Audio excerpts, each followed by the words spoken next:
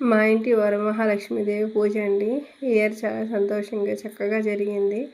108 చామంతి పువ్వులతో అమ్మవారికి పూజించుకునే అదృష్టం దొరికిందండి ఈ ఇయర్ అయితే. చక్కగా తొందరగా లేచి 1:00 కల్లా లేచాను. చక్కగా పూజ కంప్లీట్ చేసాము. 6:30, 7 అయ్యేసరికి పూజ కంప్లీట్ అయిందండి.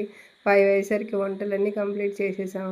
అమ్మవారికి ఎక్కువ సర్దుకోవడం, అవన్నీ క్లియర్ చేసుకోవడం, నీట్గా డెకరేషన్ చేసుకోవడం ప్రతి ఆడవారికి చాలా ఇష్టంగా ఉంటుంది. ముందు వంట కంప్లీట్ చేసుకొని పూజ దగ్గరికి వచ్చాను డెకరేషన్కి.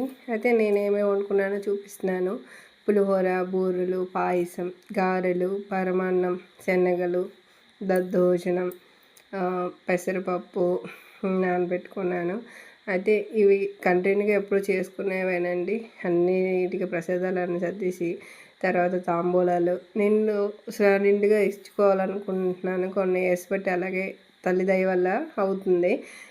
కొబ్బరికాయ, అరటిపళ్ళు, ఫ్రూట్స్ ఎన్ని రకాలు అయితే ఎన్ని రకాలు, ఒక 5 రకాల బూరెలు, గారెలు, శనగలు, ఖర్జూరం అన్ని తాంబూలాలు, జాకెట్ పీసు, గాజులు అవన్నీ నిండు తాంబూలం ఇచ్చుకుంటున్నామండి.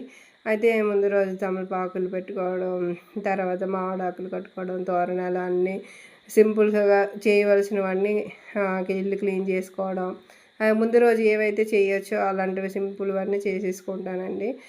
నేను మళ్ళీ శుక్రవారం కాబట్టి ఇంట్లో పూజ లలితమ్మకి, తర్వాత కనకమహాలక్ష్మి అమ్మవారికి, అన్నీ తులసమ్మ వారికి అన్నీ పూజ అయిపోయాక మహాలక్ష్మి అమ్మవారికి చక్కగా చేసుకున్నాను.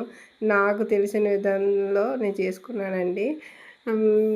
తర్వాత పూజ అంతా అయిపోయాక మా ఇంటికి వచ్చిన మహాలక్ష్ములకు చక్కగా పసుపు రాసి పారాన్ని పెట్టుకొని అమ్మవారి స్వరూపంగా భావించి అందరికీ తాంబూలాలు పెట్టుకున్నాను. ఈసారి అయితే మా వదిన వాళ్ళందరూ వచ్చారు, పిల్లలు అందరూ చాలా హ్యాపీగా అనిపించింది. అన్నీ కంప్లీట్ చేసుకున్నాము. తర్వాత మా ఊరు గ్రామ దేవతకి వెళ్ళి పూజ చేసుకున్నామండి. మధ్యాహ్నం భోజనాలు చేసిన వీడియో, పిల్లలతో సరదాగా గేమ్స్ ఆడుకున్న వీడియో షార్ట్ వీడియోలో అప్లోడ్ చేస్తాను. చెక్ చేయండి, చూడండి.